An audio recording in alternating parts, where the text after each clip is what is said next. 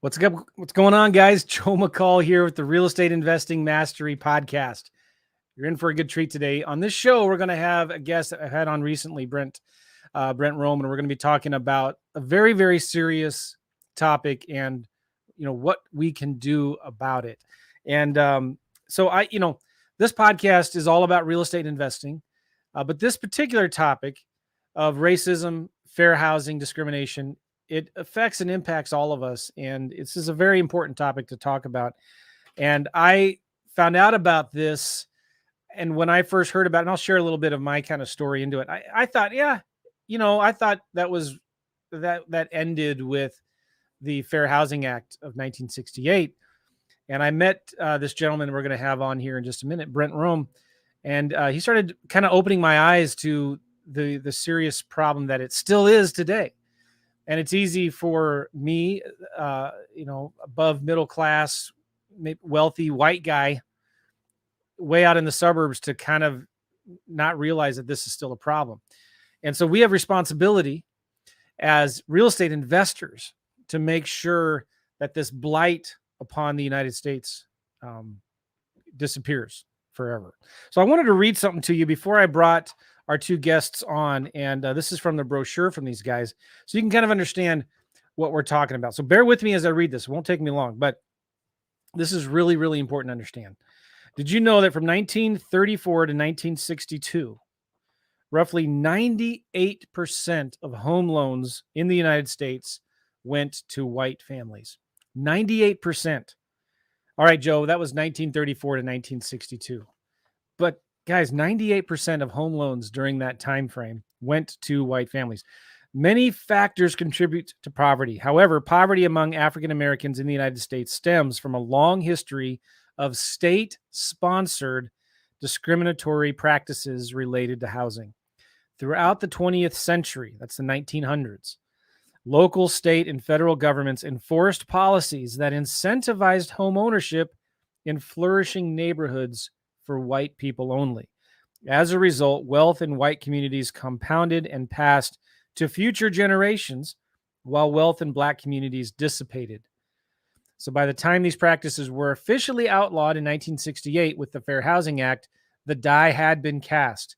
Decades of state-sponsored housing discrimination had created pockets of deep poverty and deprivation among black residents in St. Louis and other United States cities.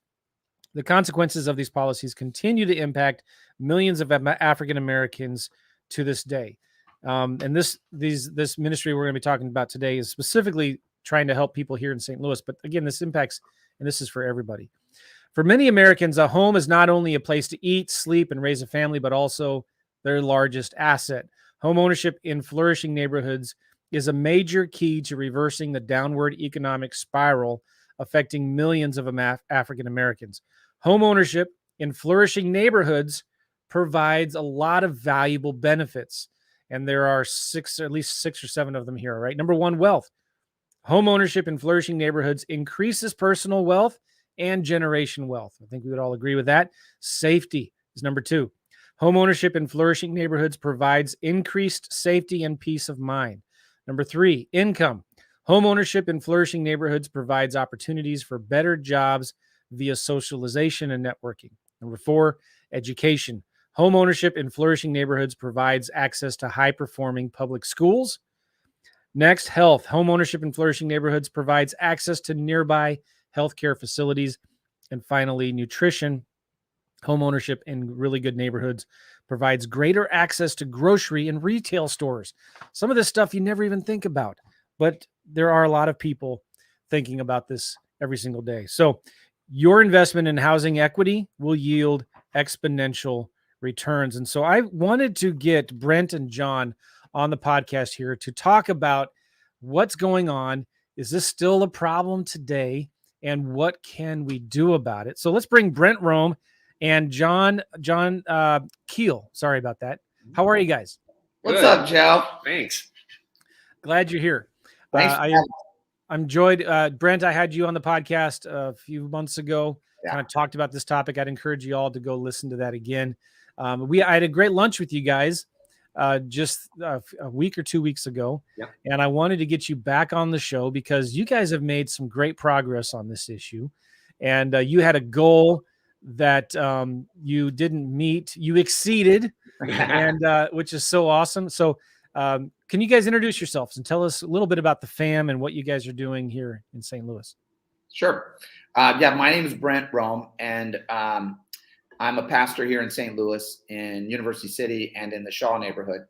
And several years ago, I pulled up the indenture on my home, the legally binding document that tells you where to build a fence and where to put your downspouts.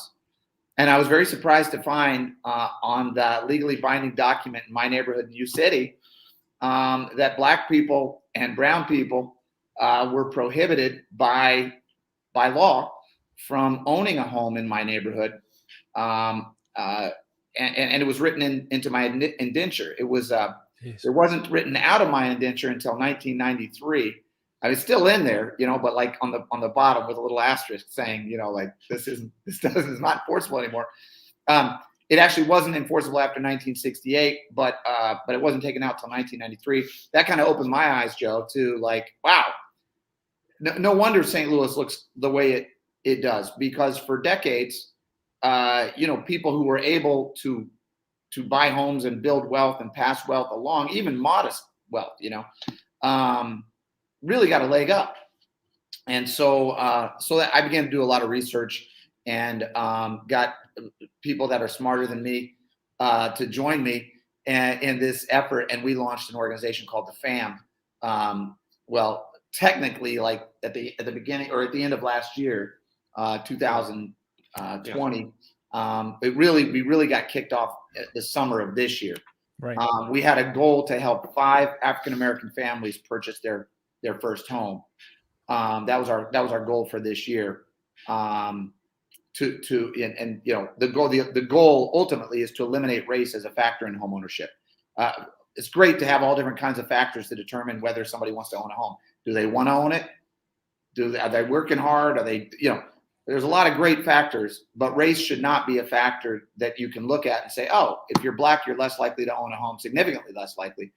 And if you're white, you're significantly more likely. If that is the result of decades of the consequences and the effects of decades of our own systems and laws, we should address that. We should fix that. I'm a Christian, and so for me, it's a Christian duty. It's like let's get in there and let's fix this thing. It's a problem.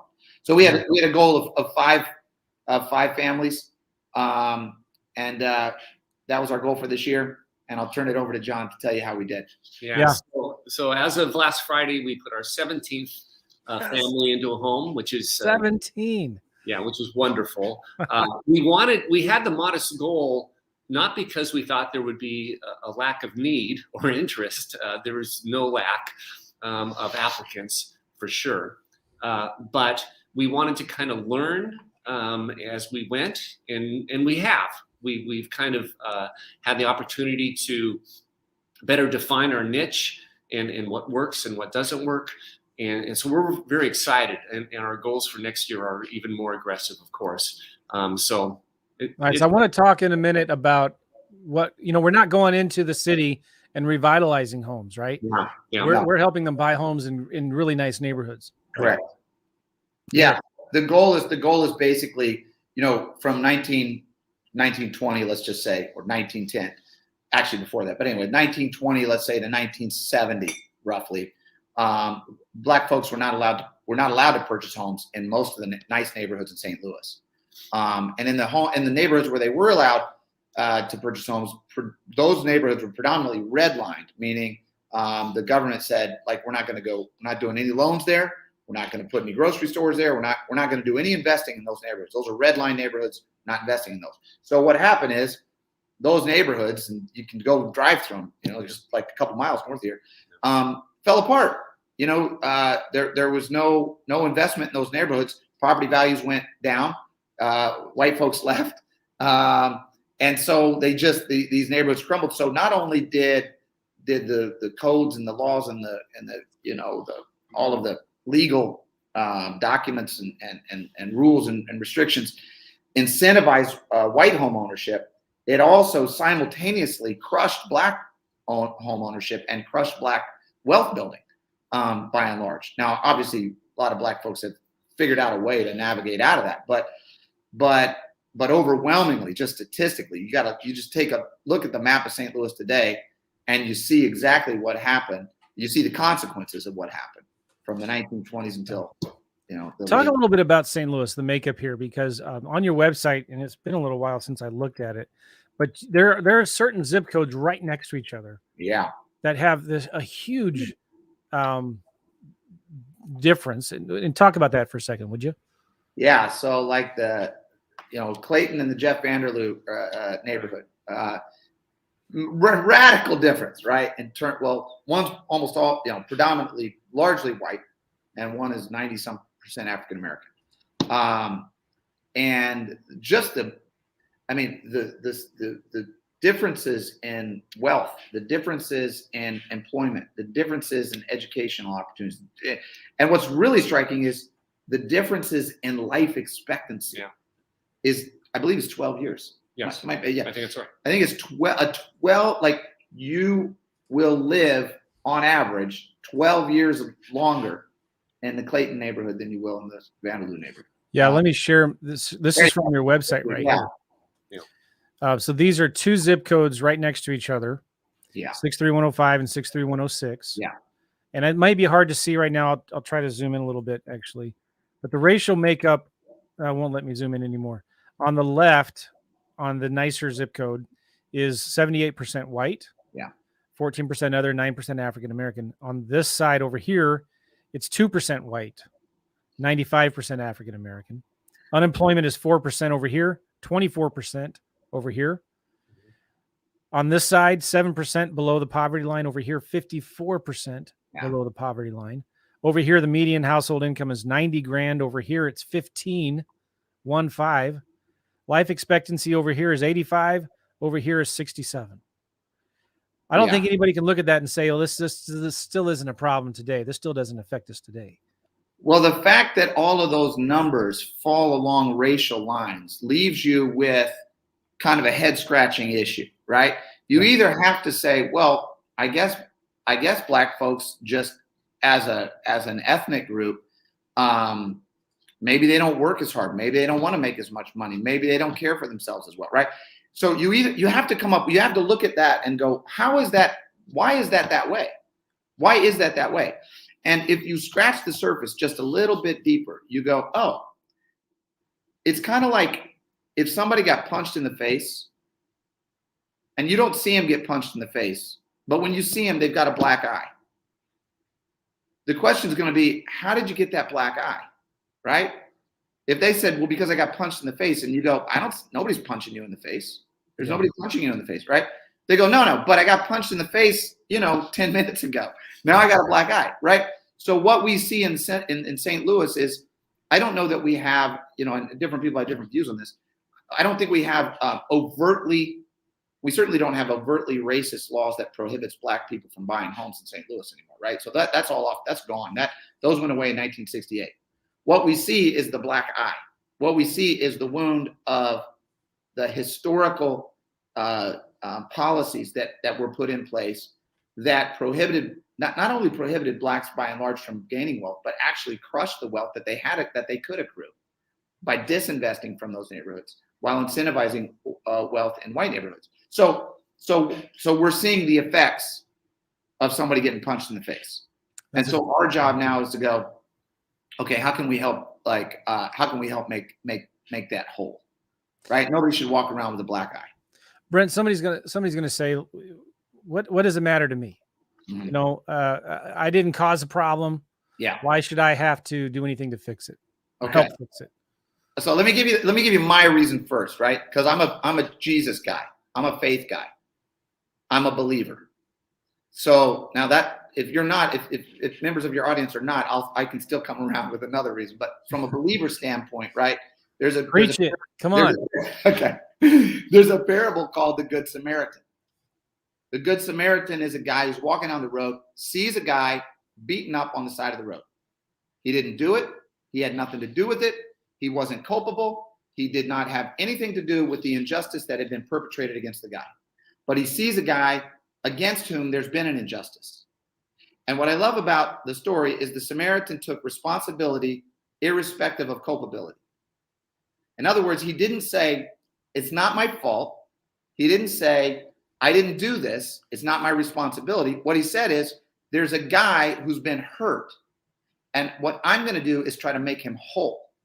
So in the story, he puts him on his own donkey, takes him to the inn, gives the innkeeper the money, says, nurse this guy back to health, right?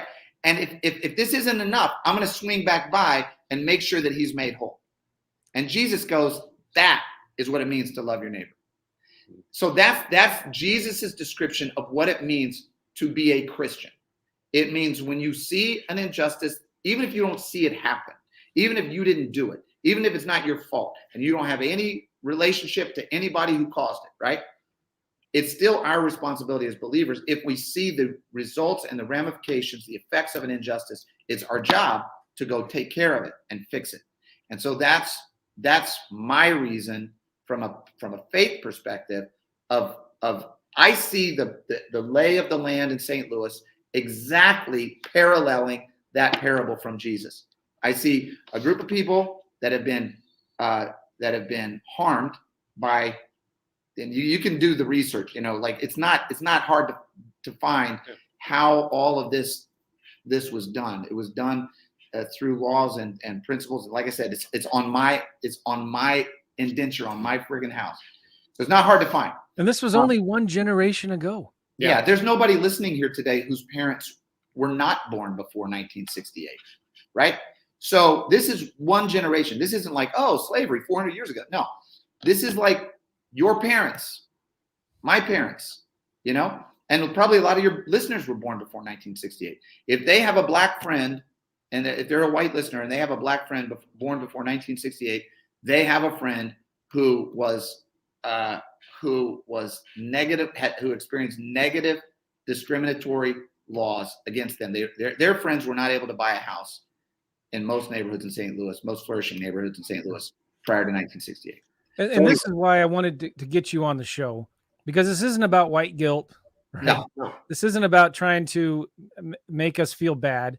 Right. But it's like, here's an opportunity that we can do something just a little bit to help make it better for a few families. Yep. And this is why I got so excited about it. It's a vision of a new St. Louis, right? Yeah. The vision of a St. Louis where race is not a factor.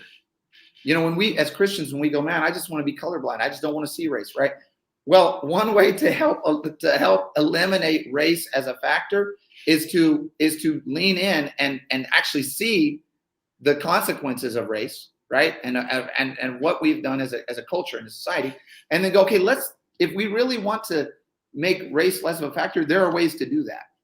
Like, let's do that. Let's have a vision of St. Louis where you're no more or less likely to be rich or poor or own a home or not own a home. Your race does not play into that. Your race is not a factor in that. That's the vision of St. Louis that we have. And this is why I wanted to get you on the show, because who was the guy who walked? There were two guys that walked past. That's right. That guy that was beat up. Yeah. It was a Levite. And a Levite. And a Levite. Yeah. The most honored, respected religious people of that day. Yeah. And I don't want to be accused of being that guy. Yeah. Who walked past, right? Yeah, it was two guys saw it. I mean, this is so natural, right? You see it, you go, it's ugly. I don't want to go near it.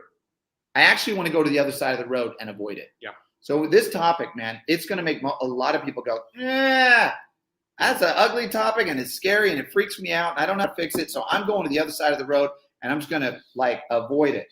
And I get that. I completely get that. That's what I would prefer to do, myself. But at a certain point, somebody has to go, okay, this screwed up over there. Let me go see what's going on. And Jesus says, that's my guy. My guy is the guy who says, I'm going to go see what's going on. I'm going to dig in. I'm going to figure out what's going on. And then I'm going to help. There's a lot of sins of America, a lot of bad things that we've done. I think racism is probably one of the greatest sins of our nation. And I want to see America prosper. Yeah, I want to see our housing and prosper, our economy prosper. And I think this is one of the most important things we can do to help with this. Okay, so talk about what you guys do at the FAM. I'll put the website up here again. You guys can take a look at it. TheFamSTL.com. There it is. The FAM. First of all, what does FAM stand for? It stands for Fair Access to Mortgages. Nice. Okay.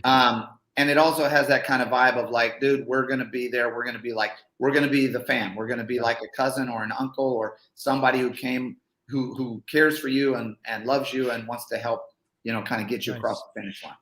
Nice. All right. So what do you guys do? These 17 families that came this last 2021, which is awesome. I remember hearing your goal before you'd even done one of those, Brent. Yeah. And now all of a sudden, let's go out and have lunch, and you've done 17. Yeah, we got 10 more lined up that are now pre-approved, and I'll let John talk. That we've actually committed to. Yeah, so, that we're going to close on those homes within the next few months, and then we got another dozen that we're talking to, trying to get ready to get pre-approved for a mortgage, and then we assist with financially with down payment and closing costs. One of the things that probably differentiates us is we're pretty generous with that assistance. There are other down payment assistance programs, but we have as a minimum 10,000 and we go as high as 20,000. Our intent is to make a strong impact to change the trajectory for a family, not to just get them to barely squeak by and get in. And of course, that increases the probability of foreclosure and other issues. And so we try to, as Pastor Brent said, lean in and come in strong, and we continue to stay in touch with our clients. So we want to make sure that they know that we're still in their corner, that we want them to be successful. What could be worse to find out that a year from now someone's in foreclosure that we helped. So we want to make sure that doesn't happen as much as possible.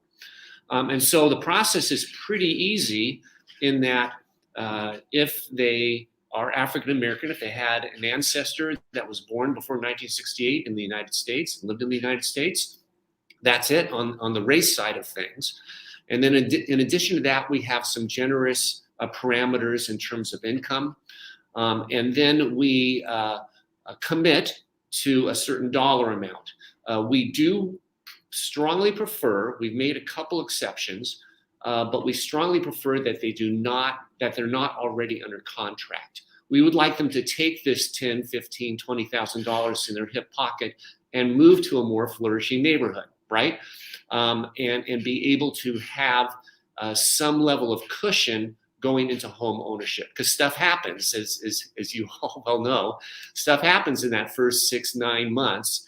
And so we, in that time period, not only have we been generous in what we give, we also want to stay in touch with assisting with maintenance of the home, etc. So there is a strong desire on our part for the success of to change that trajectory. And it dramatically does. I mean, the wealth gap between blacks and whites as a result of past discriminatory practices in housing is 10 to 1. For every dollar that whites have, black households have 10 cents. And in our 17 families, I think there's only 15, or there's only 2 that don't have a negative net worth. Yeah. You add up all of their debts and subtract it from their assets, such as they are, and they're underwater. A lot of that, by the way, is student debt. Anyway, it's underwater. So don't get me started on student loans. Yeah, exactly. Oh my gosh. But here's the thing. Some people think, well, okay, Joe, the housing discrimination laws have passed a long time ago. Yeah. Anybody can get a loan. But talk about some of the difficulties that people in that are raised poor, that are raised in as a minority. Is it still difficult for them to get credit, to get good mortgages? Do they still have, what are some of the challenges that they face that we're not familiar with? Yeah. I think that historically it was much worse, even post 1968, right? Where realtors would deliberately steer the families into black neighborhoods. And some of that probably still occurs. Yeah, it does. And so I think that's very problematic. It reminds me, there was just a story the other day in the Wall Street Journal, I think it was. Yeah. And this has kind of been going on. This has been in the news for the last year or so. They'll have a black family who's trying to sell their house. Yeah. And they're there to show the house. It's a nice home. The appraiser appraises it at a low price, lower than they thought. Then they switch it. There's a term for this too. I forget. There's a term for this. Yeah. They bring in a white family to pretend like they're the owners. Yes. And then the appraisal will come in significantly higher. Yeah. This is still happening today. I literally just talked to a friend of mine. The exact like sold a house in U City, African American family. Sold a house in U City, less than a mile from where we are right now. Is moving out to Chesterfield. Had the exact same thing happen. Yeah. The exact same thing happened. So yeah, I mean, all this stuff is off the books, right? So like, this is stuff that we can't really, I mean, how do you address it if somebody's like, how do you address racial steering? How do you address, a racially discriminatory practice? Because if it's kind of under the radar, I don't know. I mean, that's a problem. And it is somewhat outside the scope of what the fam focuses on. It's right? Sure. Right. Yeah. We acknowledge that it still happens, man. Okay, but talk about like some of the challenges that black families have with establishing credit, and having a positive net worth, so it makes it easier to get mortgages. Yeah, and so as I mentioned, most of our families, and I was very surprised by this, having a negative net worth. I wasn't anticipating that at all. Many of them are educated. And there aren't the type of encouragements, and this is more poverty related than it is racially, of course, that within more impoverished families, you don't have a history of budgeting, of really carefully watching your money, understanding the implications of, well, if I take this payday loan, what does that really mean? And then there's the desperation of a downward spiral that we've seen in several of our folks we're working with, hope to turn them into clients, where all of a sudden they're getting a car loan at 28%. They're getting these loans that last for 3 months and are at 45-50%, because in Missouri we don't have laws against that. Usury laws. And so basically what ends up happening is they're in a spiral they can't get out. They're in a mess. And we've talked internally about maybe addressing that, but you got to kind of know what you're focused on and what you're good at. And for right now, what we do is we outsource those folks to people who can help them. Sometimes you help them get the financial knowledge and training on how to budget, how to increase your credit score, consolidate your debts, absolutely, get out from payday loans.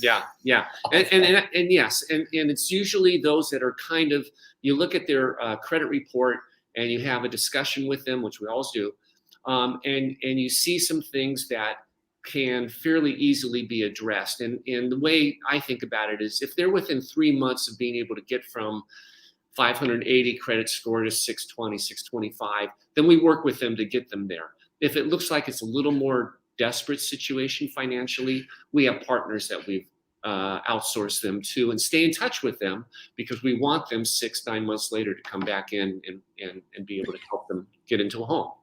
Joe, you're kind of asking about like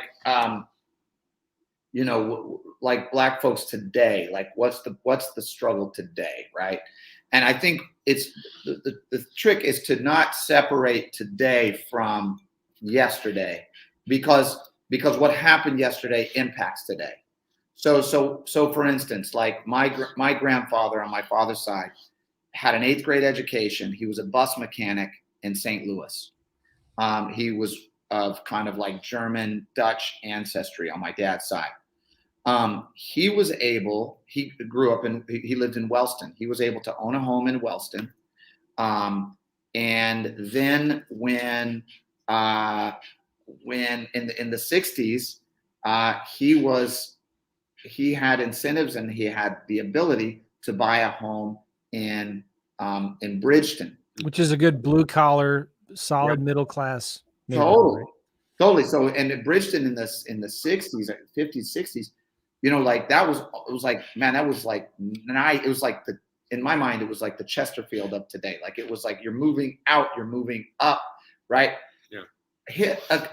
Any of his black colleagues, any other black bus mechanics working in the city for the city of St. Louis would not have had and did not have that opportunity, right? So same level of education, 8th grade education, same job, would not have had the opportunity, right? That opportunity impacted my father's ability to accrue generational wealth, right? So my grandfather was able to accrue wealth, hardworking guy, you know, and I would like, it was good for him to take advantage of the opportunities he had. He should do that.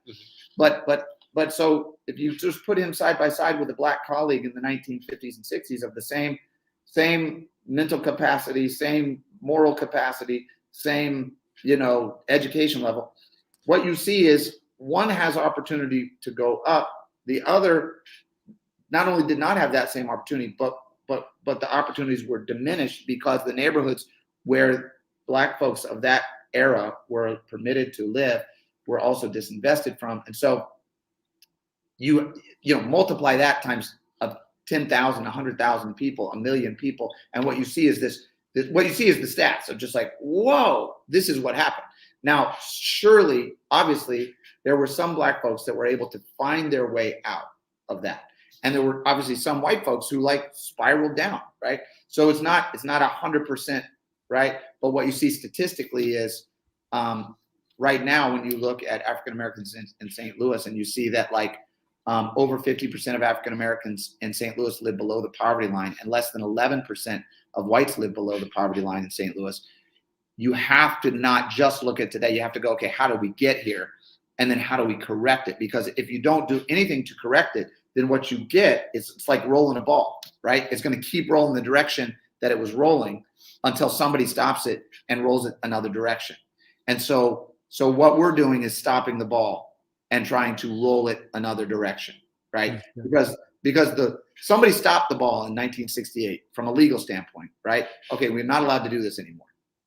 But the effects of that are just carried out through child, parent, right?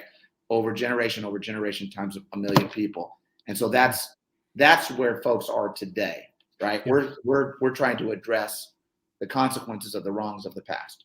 All right, good. So we're a real estate investing audience here. Yeah. How can real estate investors help organizations like yours? Yeah. You know, we can donate money. I'd encourage everybody to go to thefamstl.com. I've done that. And then, but you know, let's say you're in Oklahoma, you're in Florida. What can investors do if they, you know, this is not going to be my most popular podcast, right? I'm not going to get the most downloads.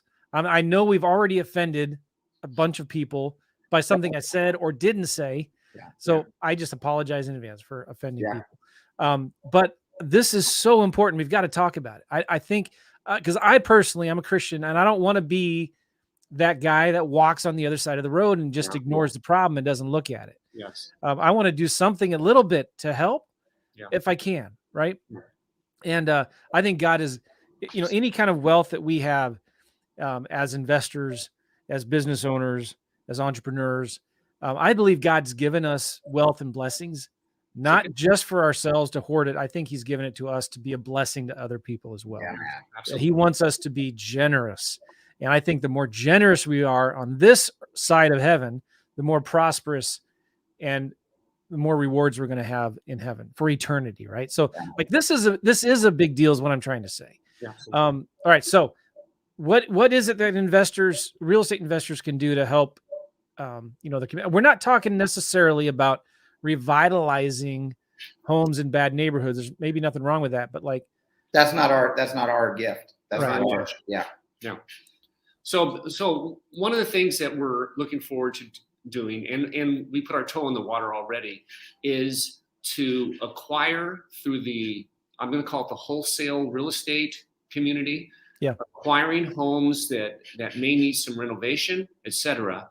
And we are looking for generous folks who will view it either as a tithe or something, some portion of that activity could go toward organizations like the FAM. There are organizations that are kind of in this space in any major metropolitan area. And so you spoke, Joe, of Oklahoma City or wherever else. And so these organizations exist, not necessarily quite the way we do things. Nevertheless, we're starting that process, and the numbers look very promising to be able to acquire a home at wholesale prices, and to do some work with skilled labor at a discount, because we have access to that, and volunteers, means that these families can go into home ownership with sometimes a significant amount of equity, which is really significant in terms of changing the whole trajectory for that family.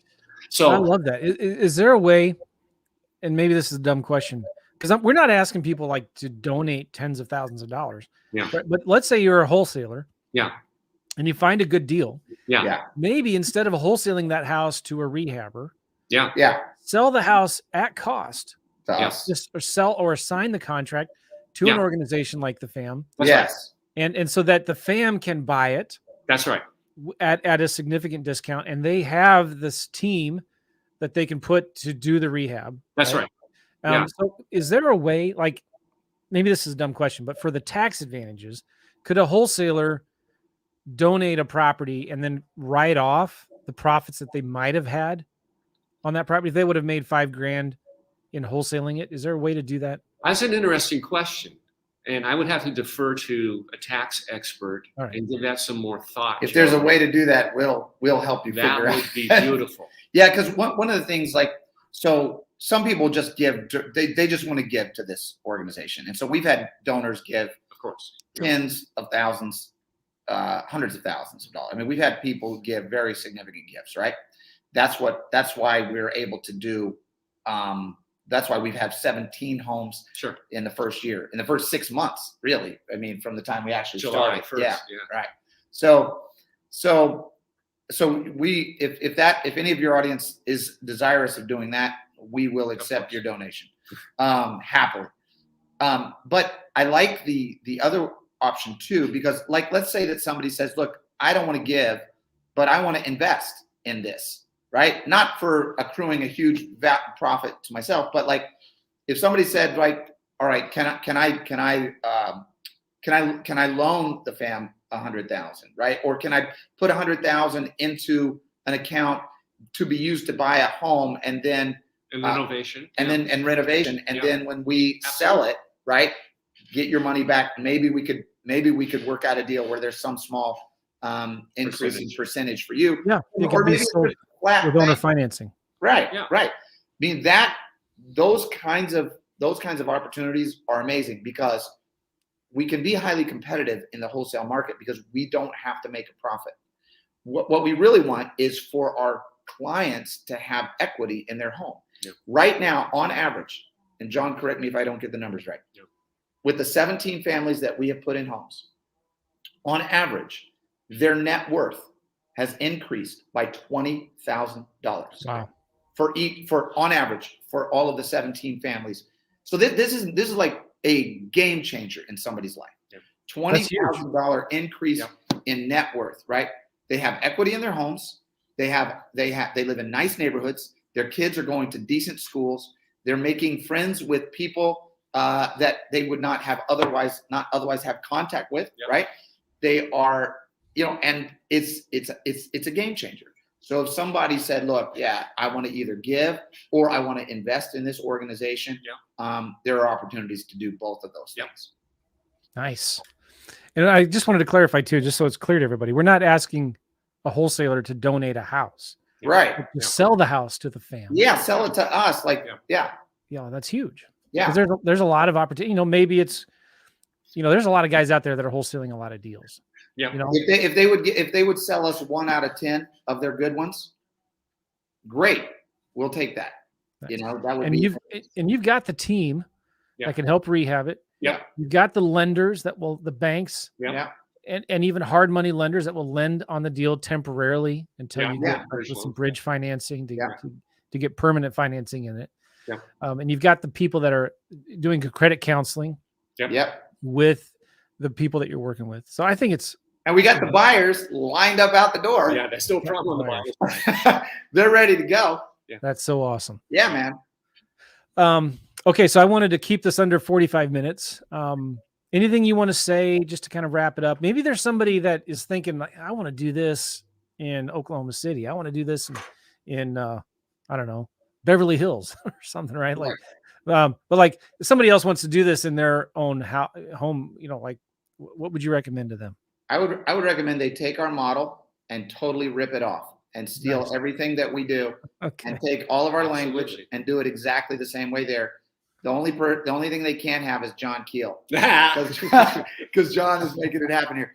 And you know, they need to find themselves a John Kiehl to like actually get down in the weeds and work with the people and make it happen. But I would say, please rip us off, take everything we have, go do the same thing elsewhere, right?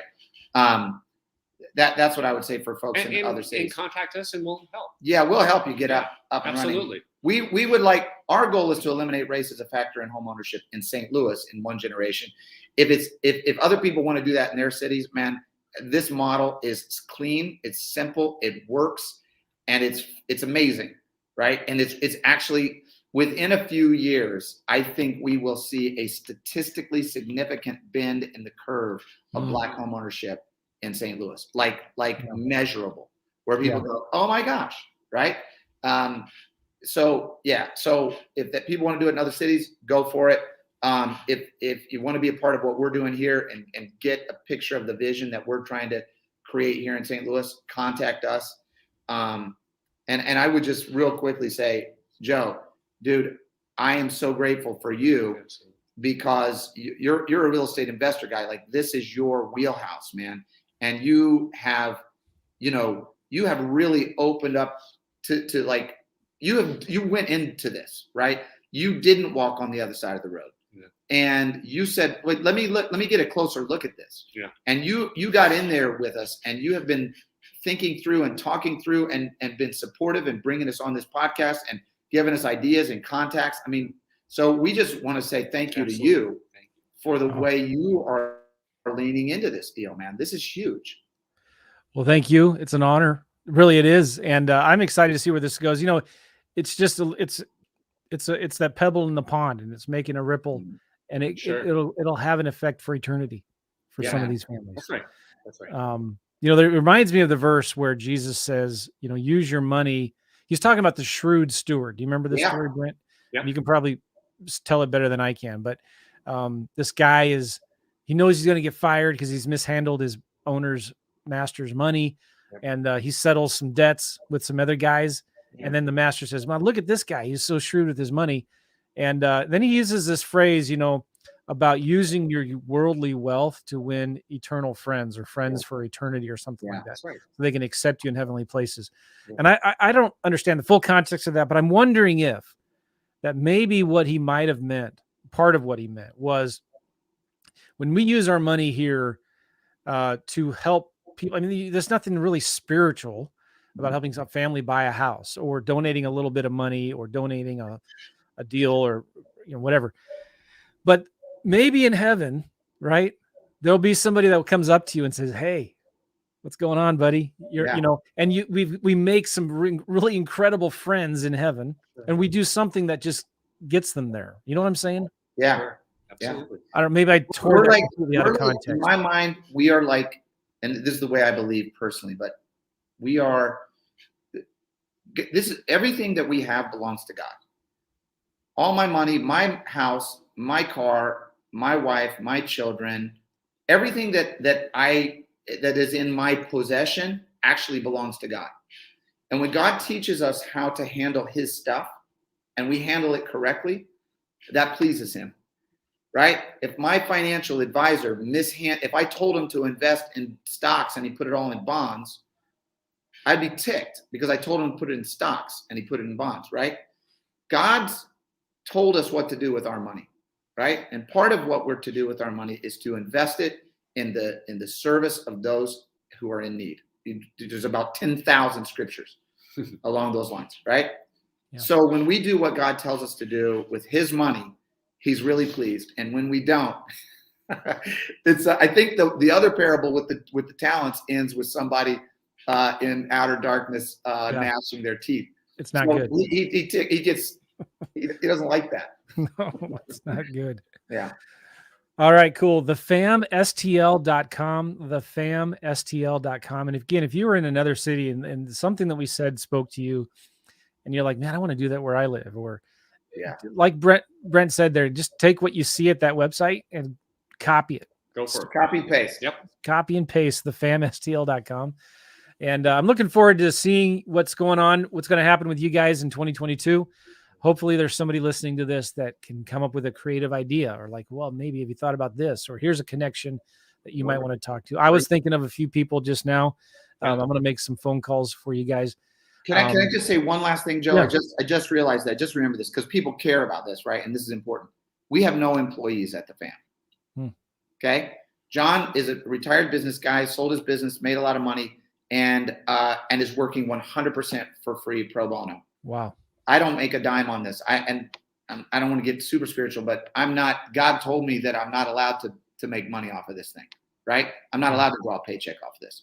So everybody in this organization is working for free, which means other than like the cost of your flyer, I think we got 100 of those, and like our website, like some very small, minimal, de minimis kind of expenses. We're like 98%. All the money given and invested goes to the mission and to the cause. That's right. So that's just something that somebody might care about.